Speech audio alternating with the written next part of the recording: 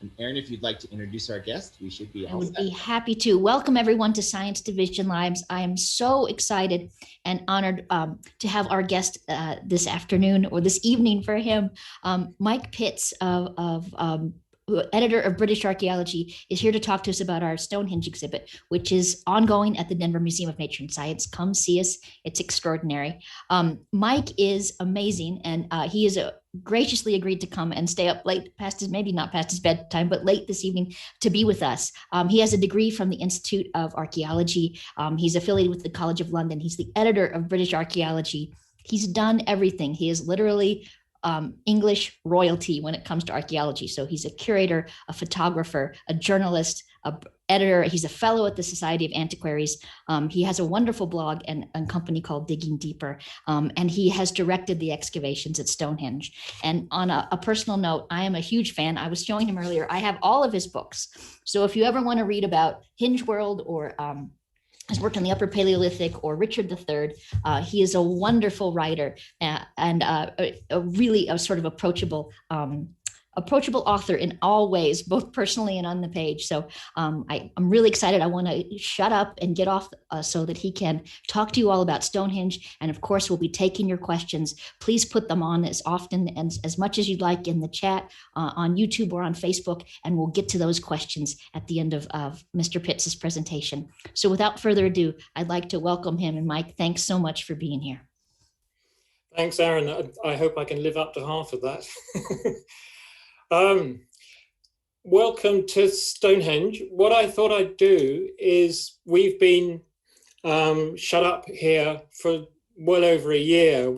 I think our lockdown has probably been longer and more intense than it has been for you. I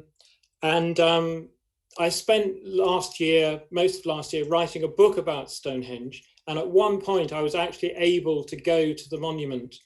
And I thought I'd start just by showing you some photographs that I took then. It was fantastic light. It was early in the morning. And if you haven't been to Stonehenge, then actually seeing it close up is quite something. So we can get an idea of what we're going to be thinking about this afternoon. So, let me tell you, first of all, this was just these on the left. That is me in 2008 when we did a small excavation at Stonehenge. And on the right is my first excavation, which you can see is right beside the road, although the road is now gone. And that was as far back as 1979. And I've been working at or with Stonehenge on and off ever since, and still do, although I do other things as well, but I like Stonehenge. It's a nice place. So this is Stonehenge, how it looked on my early morning visit last year. And because of the lockdown, there was nobody else there. And the site had not been visited for some time by tourists or anybody. And so everything, the grass and everything was fresh. It was just utterly beautiful. And what I'm going to show you in these few pictures here is how the monument works. And if you look in the sort of upper left, there are two pairs of three stones. Or there's a pair of three stones. So you've got two uprights with a lintel, a horizontal stone on top. And these are two of what were originally 5 trilithons, we call them, these 3 stones. And the 5 trilithons were arranged on a kind of horseshoe shape, on a U shape. And on the right, there's a single tall stone with a little knob on the top. That is one of the tallest pair of trilithons. The other one's fallen down and is on the ground next to it. And then continuing round to the right, and you can see that tall one on its own on the left, there are 2 more of these trilithons, one complete in the middle, and the 5th one, there's one standing up and there's one fallen down, which you can see in the grass in front. These are the biggest stones at Stonehenge. And in fact, they're the biggest in the UK. Although there are some bigger megaliths in France, but these are absolutely massive. They weigh 30, 40 tons or more. And they are enclosed by a circle of stones.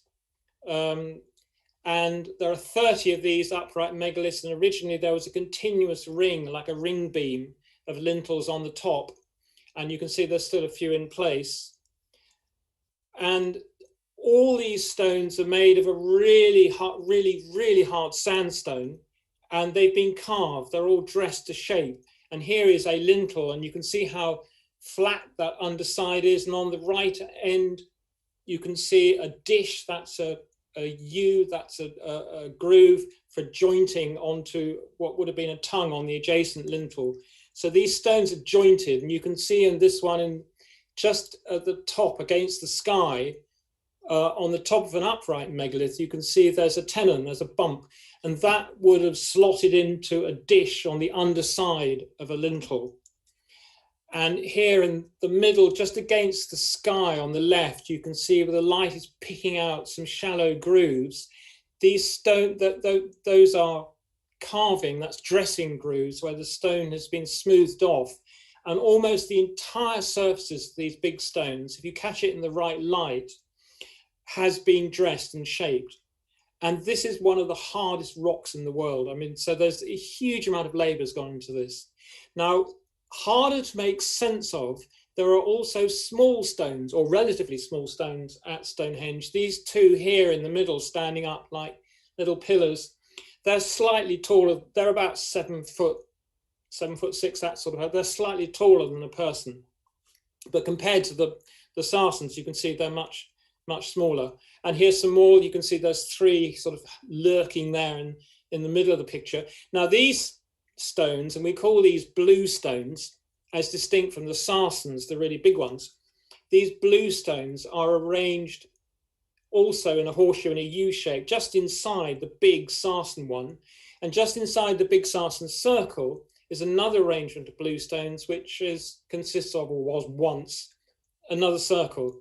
And these are much harder to make out when you visit the site. It's harder to make sense of these. You can see a few in the sort of middle ground on the left, and there's a couple fallen on the grass at the bottom. But so many of these stones are missing, these blue stones are missing, that it's quite difficult to make sense of them.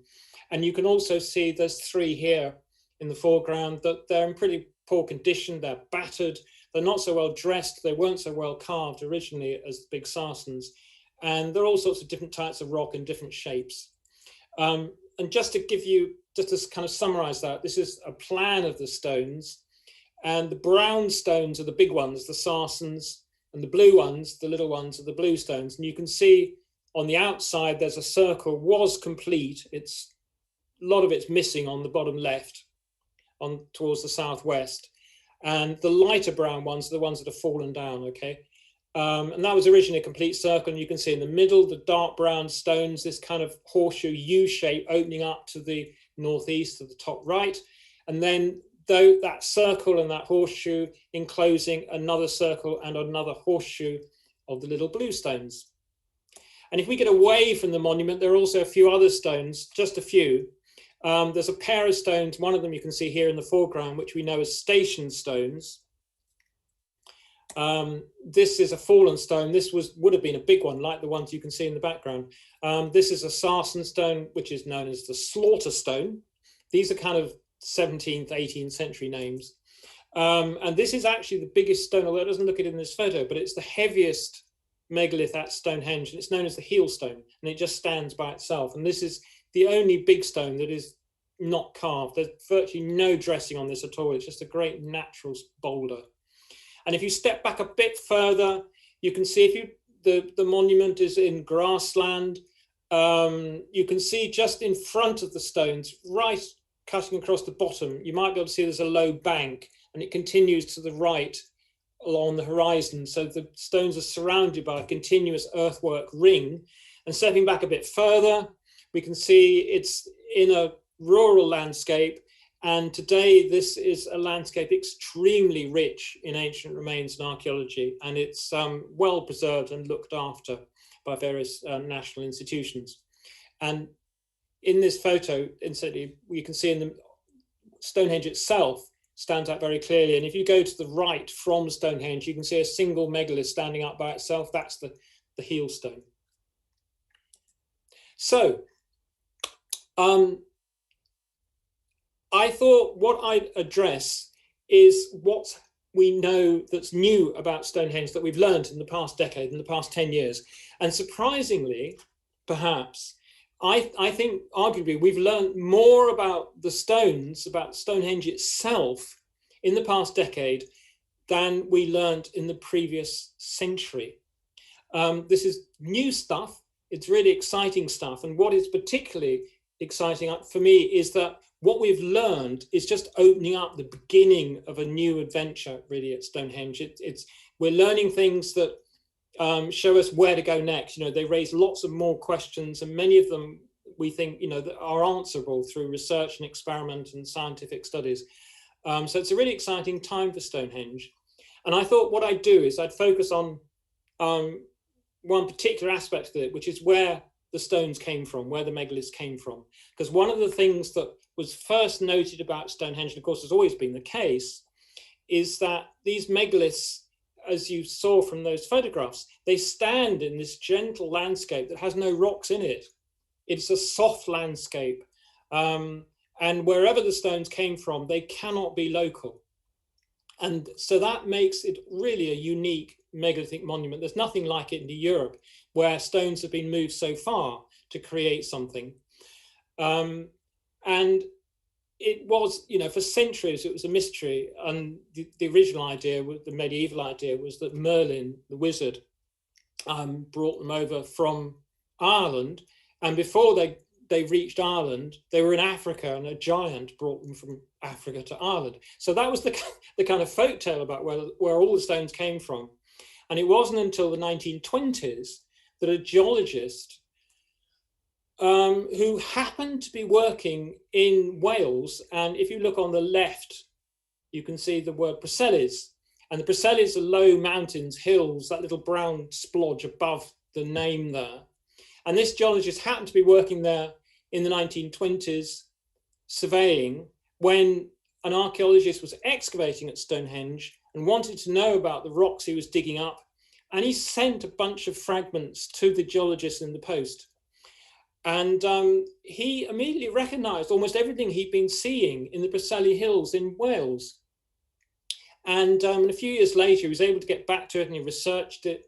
And he was very confidently identified the Preselis as the source of almost all the bluestones at Stonehenge.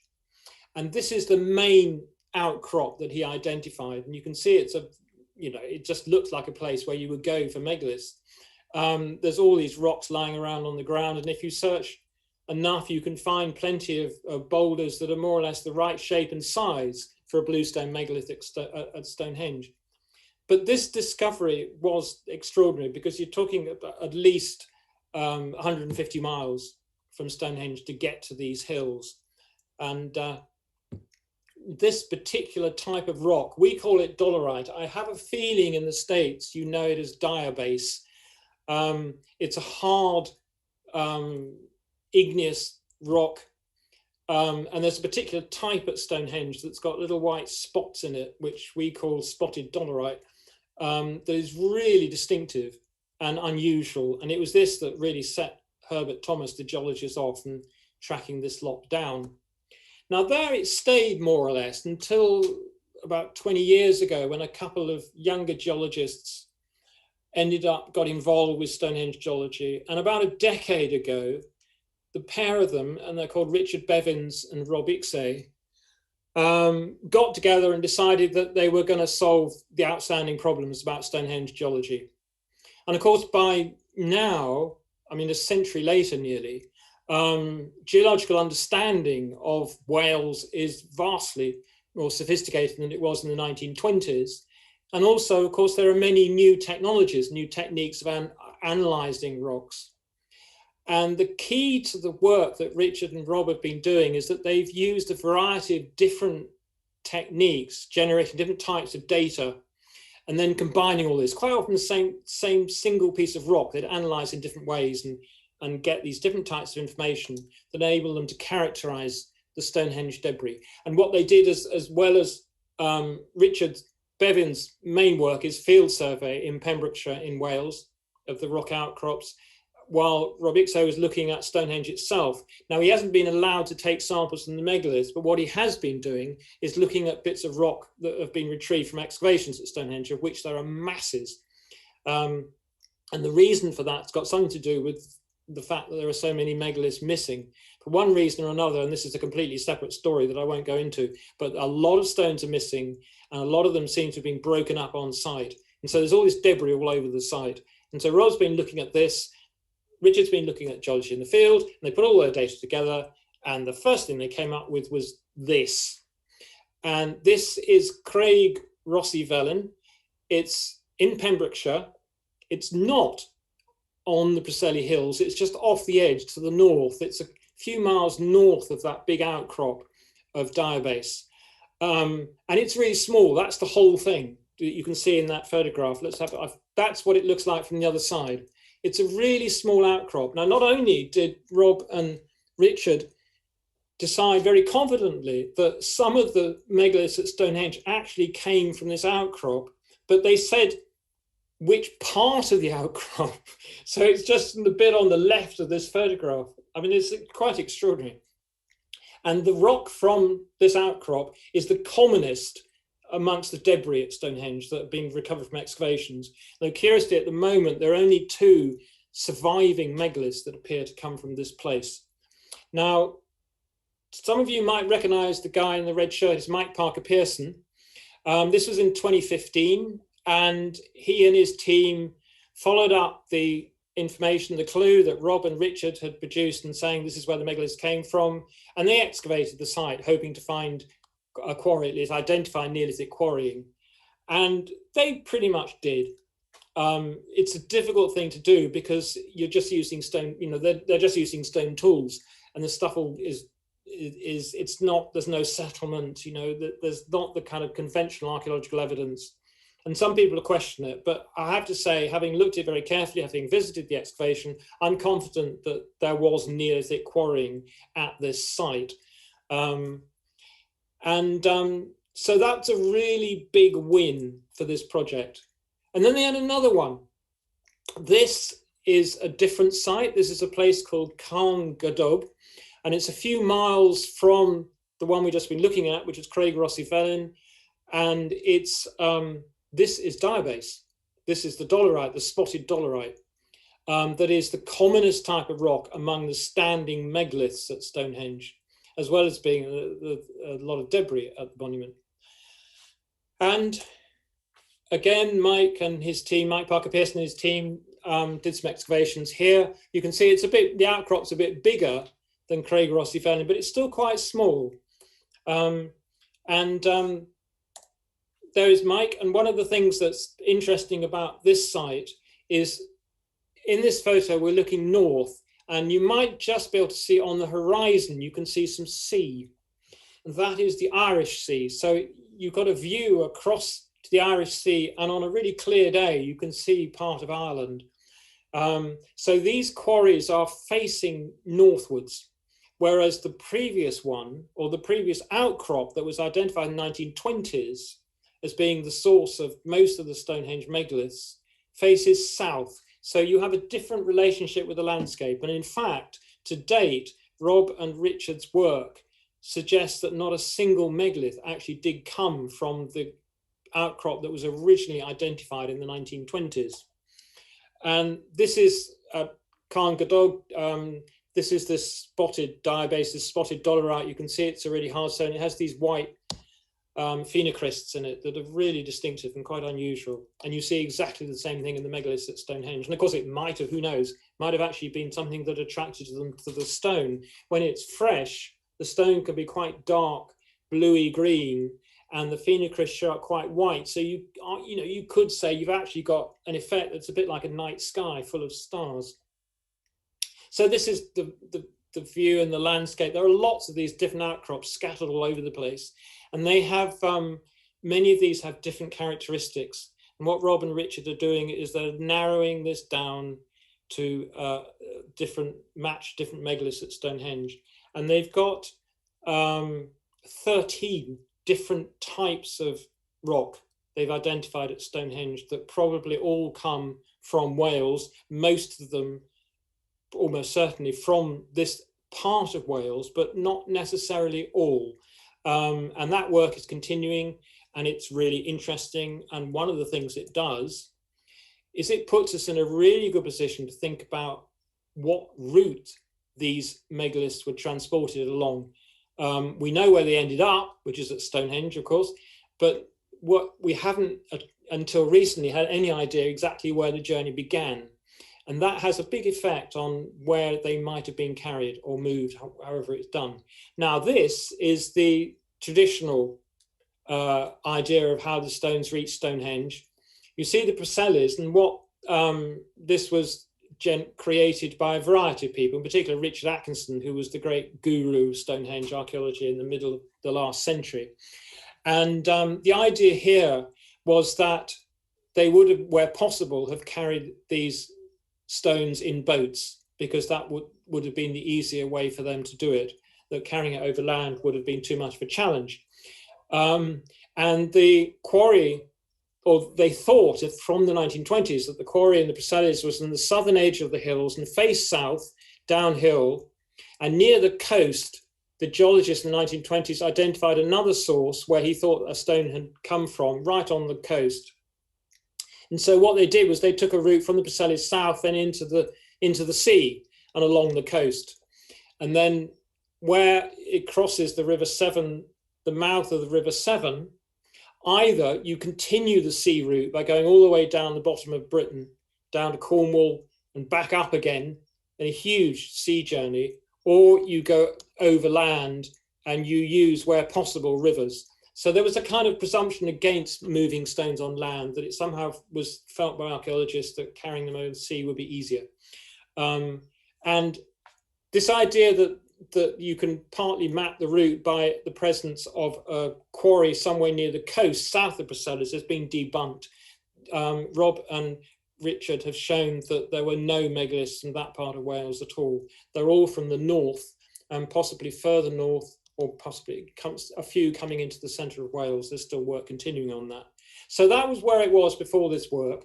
So then what happens is, if you start on the north, you've got to go overland anyway to get down to the south coast. And actually, there's nothing wrong with moving megaliths overland. And when we look at people who still today, or not still, who move megaliths today in a few parts of the world, mainly Indonesia, or recorded as having doing so in the last century, they tend to find it easier to move the stones on land than they do by water. So we're kind of looking at overland routes now, and this is Mike Parker Pearson's route. You can see basically it's following river valleys through the mountains in the middle of Wales, and then goes north to avoid the river crossing the River Severn, and comes down up some quite steep hills over the River Severn, and comes down to meet Stonehenge. And while I was writing this book last year, I looked at this in huge detail and worked with really large-scale maps and using the latest information from Rob and Richard and so on and so on. And I actually think that they would have crossed the River Severn. It's a much easier route. It's only a day's work, really, crossing that river. And we know from the archaeology of this time that people had sophisticated boats. They were really good carpenters. They knew how to sail boats, but at the same time, or not sail, I should say, to paddle boats. At the same time, it does make sense that most of that journey would have been overland. The seas along the south coast of Wales are pretty rough, and the shoreline is rough as well, so you could very easily get into trouble. And of course, on land, if anything goes wrong, you just stop. You still got your stone. It doesn't fall down to the bottom of the sea, and you don't drown. And so I think, I follow Mike. I think we go along the rivers, but we cross the River Severn, and then we come down there, following Richard Atkinson's route to Stonehenge. And that is the route that minimizes the upslopes. That's, I think, is the hardest bit, is steep hills, and that minimizes the number of steep hills you have to cross. And altogether, we've got a journey there of about 210 miles across land, plus the day's paddling to cross the River Severn. I mean, it wouldn't take a day, but you give it a day, So it's a doable thing. And I reckon, a couple of months at most. And of course, that's one stone, and the blue stones altogether, there are a couple of hundred. So, you know, there's a lot of work to do, and we don't know that they all got there at the same time. And possibly, perhaps they split the journey. So you would have had, in 1 year, you could have had the journey from the Preselids to the coast of the River Severn, the coast of Wales. And then the next year, perhaps with a different group of people from the other side of the river, you could carry the stone down to Stonehenge. You know, there are a number of possibilities. I mean, over this distance, and this is one of the interesting things about this, is that in the Neolithic, we're talking about different people, different cultures, quite probably different dialects, if not languages. But what we have, the material culture that survives, shows us that Britain at the time was, in some respects, highly connected. Things are happening at the far south of England that are very similar to things that are happening in the far north of Scotland. But at the same time, there's quite a lot of regional stuff happening. So we're probably, as the stone moves from the Preseli to Stonehenge, it probably goes through territories of different peoples. And so there's things like alliances, there's politics involved in this. And maybe politics is mostly what's involved in this. So this is my Twitter picture. And I put this up because the other thing that's really interesting is the big stones. There's also been some new work done on the big stones. Now here, when I took that photograph, I'm standing on a hill, you can see, and then there's a great big valley. And on the horizon, in the distance, the land comes up again. And I'm standing on the Marlborough Downs in North Wiltshire when I took that photograph. And the horizon on the distance is Salisbury Plain.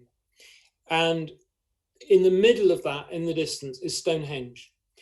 Now, for centuries, people assumed that the Sarsens at Stonehenge came from the Marlborough Downs, simply because, first of all, there are very few around Stonehenge. There are a few, but very few, and the ones that have been recorded are really quite small. And there aren't any in the valley between at all, but up here on the Downs, there are a lot. And this is something that's unique in Britain. We call them trains, the great fields of boulders. And what survives, what we see now, is a small patch on what was there originally, because they were intensively quarried in the 19th and early 20th centuries for local building stone, before some of the areas were bought and then protected and preserved. So the landscape in the Neolithic would have looked even stonier than it is now. Here's another valley. They're quite extraordinary. These are just natural boulders. There wasn't a continuous stratum of rock that's broken up. They've just formed like this, and they've just survived and left on the ground.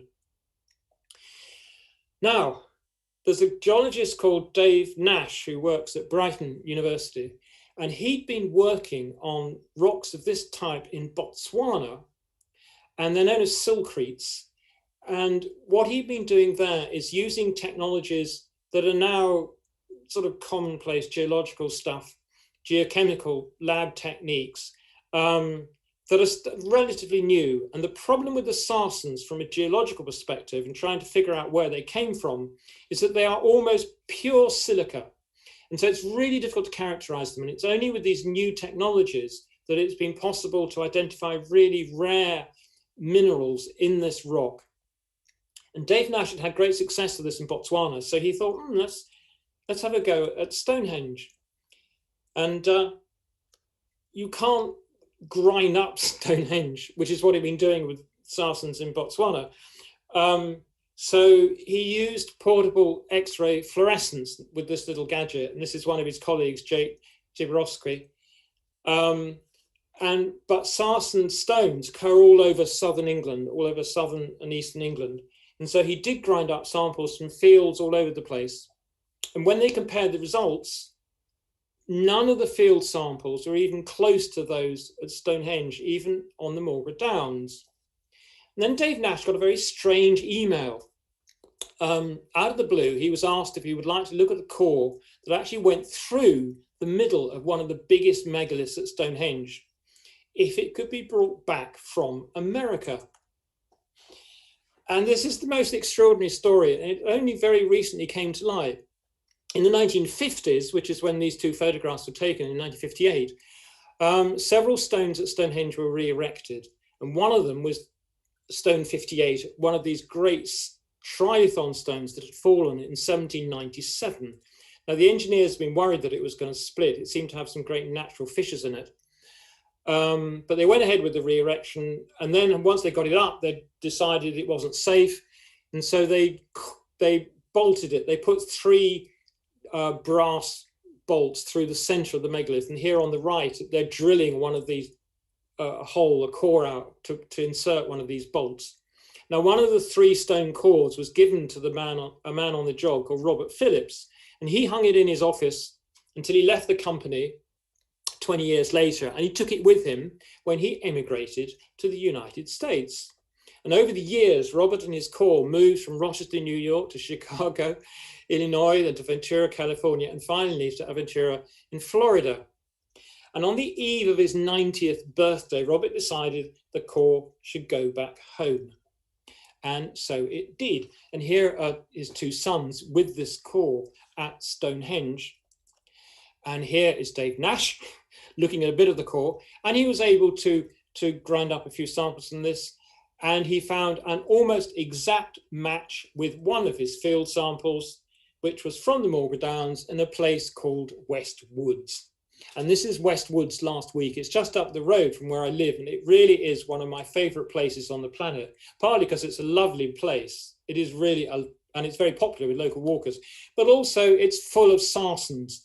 And these are just natural boulders lying around in the woods. There's a couple more. I mean, it's just lovely. So we know West Woods. We've now, we can do the same thing. We can get these roots. We can look at the roots. And we can start in West Woods and literally walk out the landscape and think, well, would they have gone here or there? And one of the things that I think is because the sarsens at Stonehenge are so massive, they're 30 tons to start with, but remember they're carved, so you've got extra weight of the stone before they're finally finished. You've also got to have a massive sledge, so you're looking at possibly 40 tons. You're going to need really heavy tracks to move these things on, and there may be in parts of the area where there's waterlogging, or there may be archaeological evidence of such tracks, and the sort of thing we can start looking for.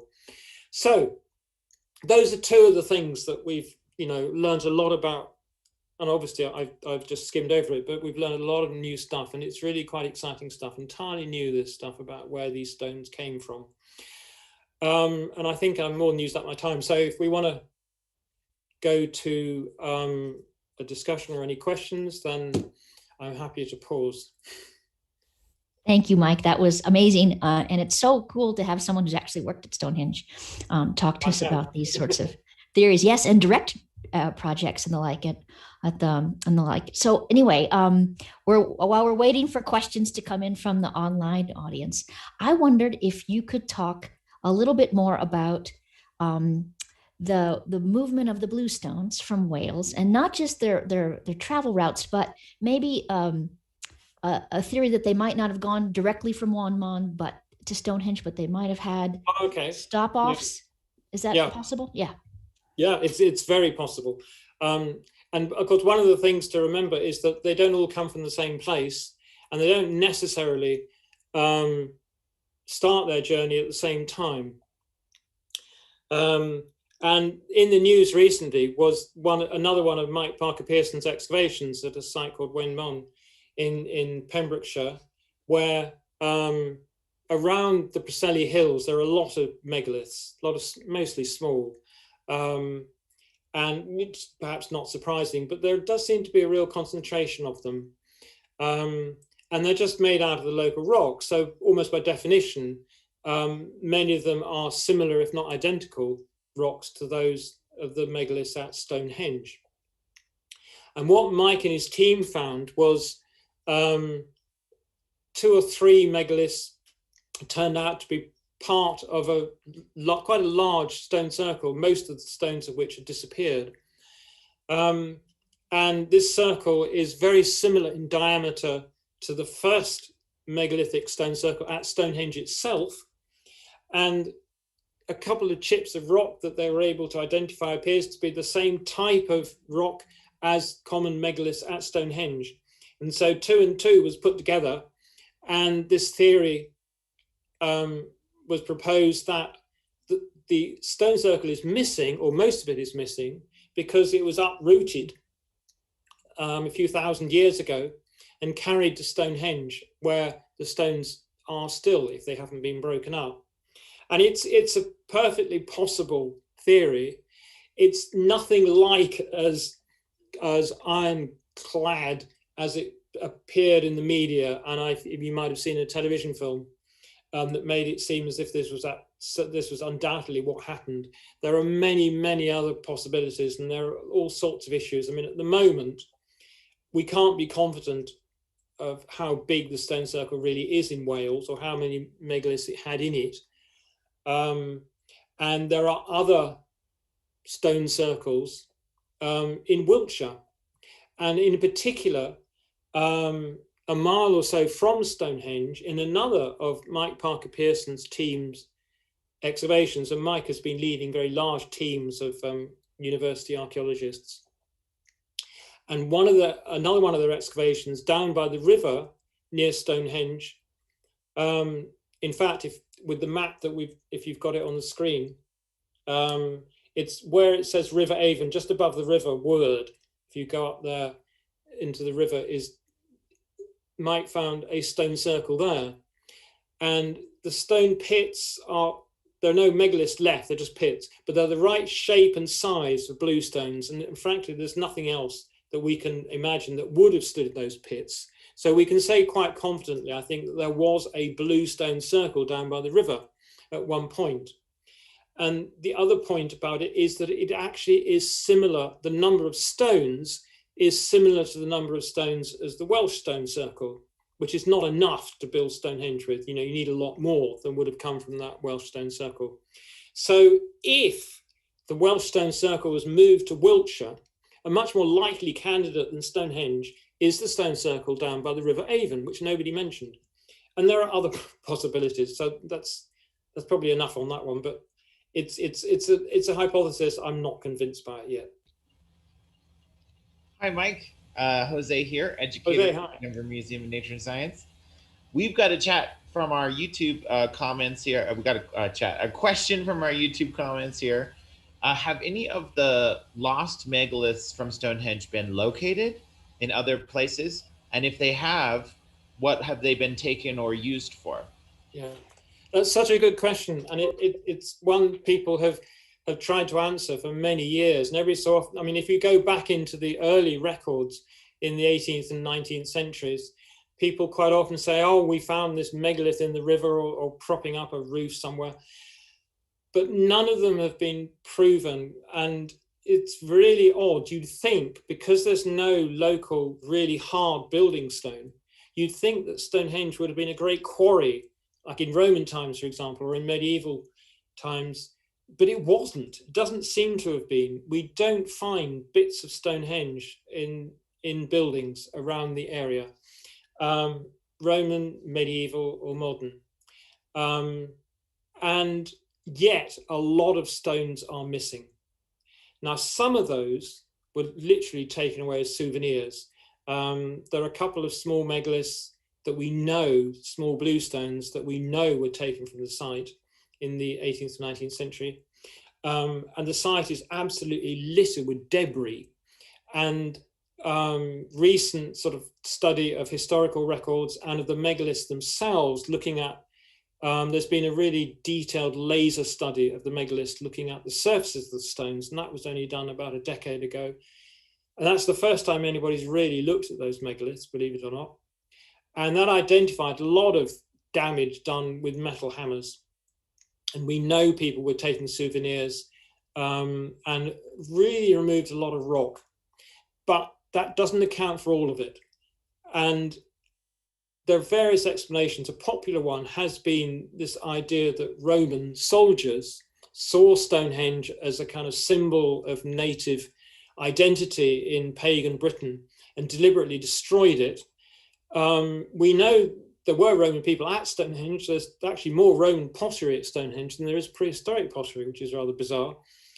And they might have bashed off a few souvenirs like people did in the 19th century, but I don't think I'm not convinced by the idea that Romans would have actually attacked Stonehenge for any kind of political or religious reason. It's not something Romans ever did, really.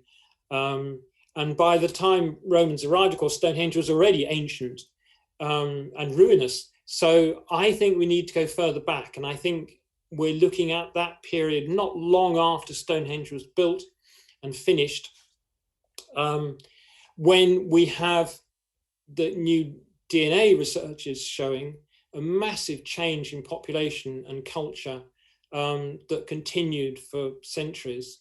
And I think in the aftermath of this great migrations, the arrival of all these new people, things changed. Stonehenge was clearly still respected, but I think then is when a lot of the damage was probably done. And maybe at the time it wasn't seen as damage, you know, it might have been a creative act or even an act of respect to take it apart and move bits about the landscape. There's a lot of Stonehenge type debris in the immediate landscape, you know, within a mile or so of the monument, just in the soil and sometimes in prehistoric deposits. But we've not found a single megalith, complete megalith anywhere. Souvenirs. Everybody loves a good souvenir. Yeah. It's too bad they had to damage such a wonderful treasure of our shared ancestry in order. But it's, you know, of course, it's part of the history in a way. I mean, true. just, you know, that history of the destruction is actually getting really quite interesting now that we're starting to get information about it. I have never personally been to Stonehenge, but we have some people comment that they went to Stonehenge in the 70s and were able to go right up to the stones. Yeah. No longer the case. And my assumption is this is because of those souvenir hunters sometimes sneaking through and taking bits of stone away. Is there a way for the general public to get a close experience with the stones? Yeah, it was fenced. It was fenced off, and I say fenced. I mean, there's a little rope about 6 inches above the ground, you know, but it was closed to the general public. Not so much because of souvenirs, but because people just clothes. There was such a crush of people among the stones. The surfaces of the stones were getting eroded, and they have, amongst other things, they've got very shallow, not very well preserved, but a lot of prehistoric carvings on them that were getting in danger of being eroded. And the ground was constantly turning up as mud, and so they had to put down hard surfaces, and that damaged the archaeology of the ground and so on. So it was felt that it was just to protect the whole monument. And to be honest, it's a much better experience for the casual visitor now than it was when you could get into the middle when the visitor numbers were very high. But you can have that experience that I had last year when I photographed the monument from the inside. It takes a bit of organization. You can do it, but English Heritage, who manage the monument, they open up access for an hour before it's open to the public early in the morning, and after it's closed early in the evening. And those are really special times to visit. And there's a maximum, I think, of 30 people are allowed in a group. And you can either book a place through a tour company, which kind of, you know, they block book places, or if you're really well organized, you can just book yourself. But you need to do it months ahead of any visit. You can imagine it's a very popular thing, and there aren't many tickets, but it is really special. I can imagine. It is definitely a goal of mine to visit the site someday. I know that the stones are very well protected, and there is a lot of research looking into them. We had a question in the comments about that identification of one of the Sarsens coming from the West Woods. Now, I imagine that's the good fortune of having that core that was pre-drilled and sort of toured the US before it made its way back home. Is there any plans to do similar core sampling of stones at the site in the future, or is that something that is not really considered for the time being?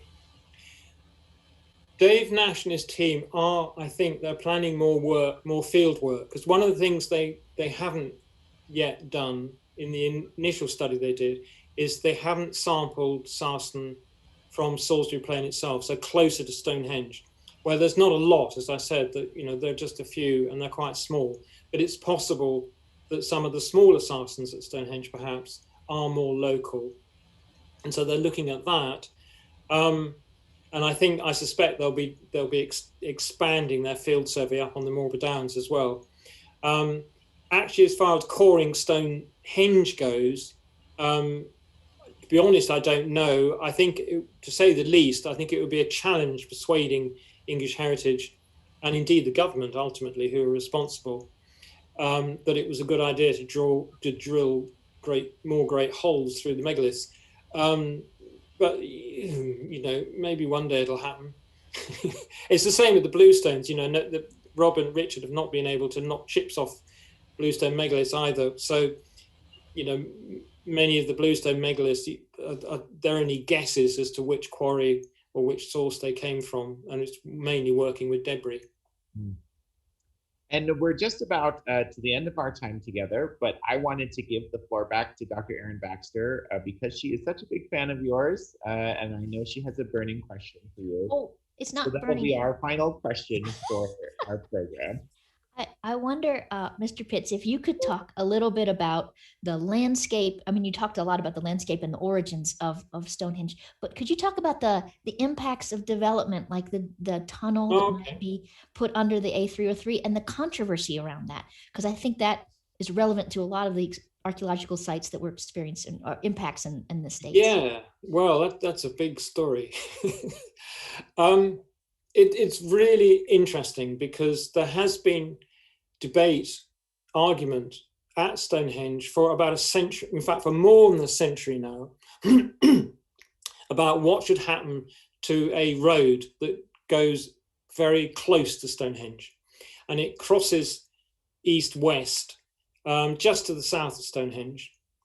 And over the past century, that road has got busier and busier. The road, as it continues to the west and to the east, has been enlarged.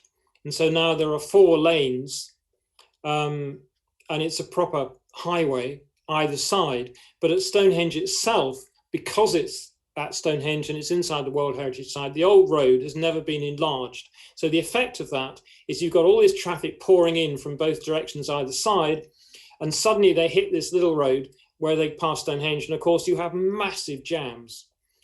And this is a road, it's not just a local road, but it's a road that connects London down to the southwest of England. It's a major national route. And so it causes huge problems, especially in the summer and holidays, where people in London are heading off down to the southwest, which is a really popular area for holidays on the beach.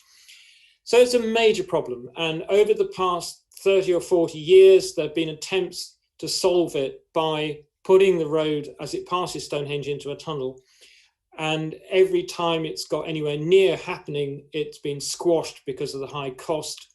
There's been a change in government and change in priorities and so on. But a tunnel now has been approved. It's a massive engineering project. And there's been a lot of concern about whether it's the right thing to do. On the one hand, people say this is a World Heritage Site. It's a very precious piece of landscape. We should not be indulging in huge engineering projects that will take years of disruption to the landscape. There will be massive engineering works and heavy machinery, not within sight of Stonehenge. It won't be visible from Stonehenge, but not far from Stonehenge. And where the tunnel comes out of the ground and goes into the ground, there will be destruction of the surface, so there will be loss to archaeology.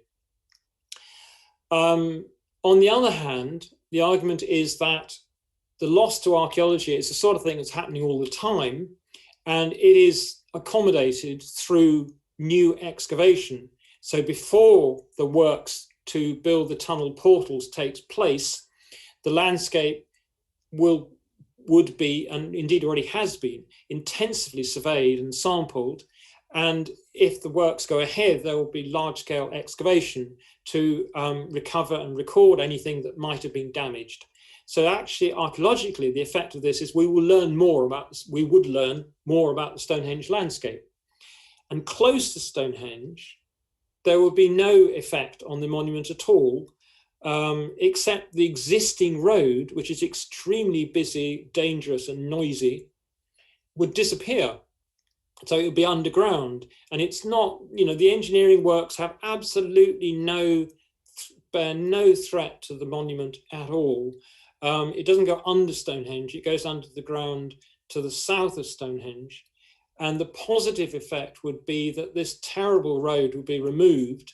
It goes through the center of the World Heritage Site. So removing the road would mean that not only would it remove the noise and pollution and so on, but it would mean that we could all walk through that landscape as people had been able to walk through it at the time Stonehenge was built. And for me, that's so transformative. I come down in favor of the road tunnel. The bottom line is that there is no perfect solution. It's a damaged landscape. That road has been there for about 3 centuries. It's a modern road in that sense. It's not a prehistoric route. And it just got busier and busier, and nobody in their right mind, of course, would ever put that road there. But the fact is, it is, you know, and so it's a matter of what you do about it. That's a short answer, Erin. That's a great answer. Thank you. I love that answer because, you know, so often we think of monoliths or archaeological sites or World Heritage sites as being something that is distinct from our modern comings and goings. But, you know, this is a great example of how it's a shared planet. And I'm sure the people who built Stonehenge never imagined in thousands of years there would be a road there. And it makes me wonder, you know, when we build our monuments and our monoliths, what they will look like in 1,000 years and what the people then will wonder about them. I can only imagine. That is all the time we have today. Mr. Pitts, I want to say thank you so very much for sharing your expertise with us. My pleasure. Speaking on behalf of the Denver Museum of Nature and Science and our viewers, it was wonderful, very enlightening. If they want to learn more, they are welcome to come, and we have an exhibition about Stonehenge at the museum right now. So if this piqued your curiosity, like it certainly did for me, we recommend you come and visit us. Dr. Baxter, thank you so much for being our liaison with Mr. Pitts. We couldn't have done this without either of you. And we just want to say thank you. Thanks again, and we hope you all have a good rest of your day. Goodbye, everyone. Bye.